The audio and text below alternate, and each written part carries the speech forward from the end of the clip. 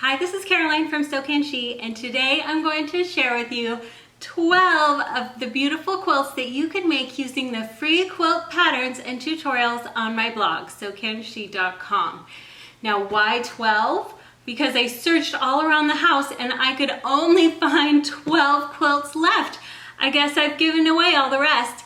I'm going to leave links for all of these quilt patterns in this space below. But if you want to see all of my quilt patterns, just visit my website, sewcanshe.com. In the menu bar at the top, click on Free Sewing Patterns and a drop-down will appear. And in the drop-down, select Free Quilt Patterns.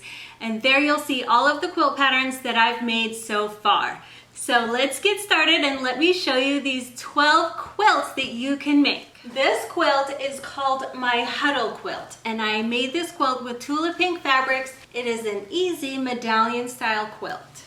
And here is my Holiday Merry Stars quilt pattern. This is the first one I made, and then I made another beautiful one. It finishes at a large 63 inches for a nice throw quilt. And speaking of holiday quilts, here is my adorable Gnome Forest quilt.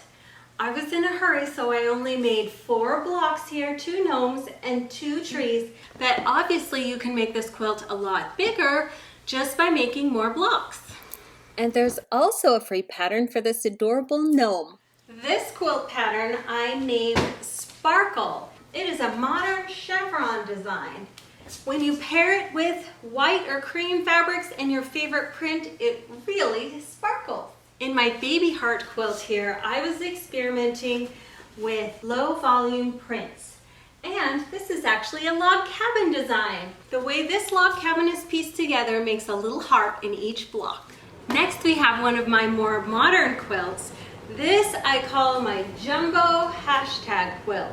It's a fun take on the hashtag and one of my kids' favorite quilts. That's why I haven't given it away. I made this quilt last year around fall, and to me it looks like a candy corn.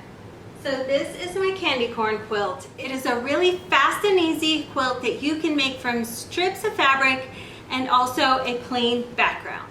All right, we're halfway through. Next I have another holiday or maybe just winter quilt. This quilt is my Little Trees quilt.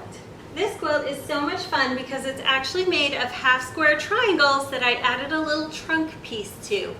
You can make it larger than this just by making more blocks, and the instructions for that are also in the free pattern.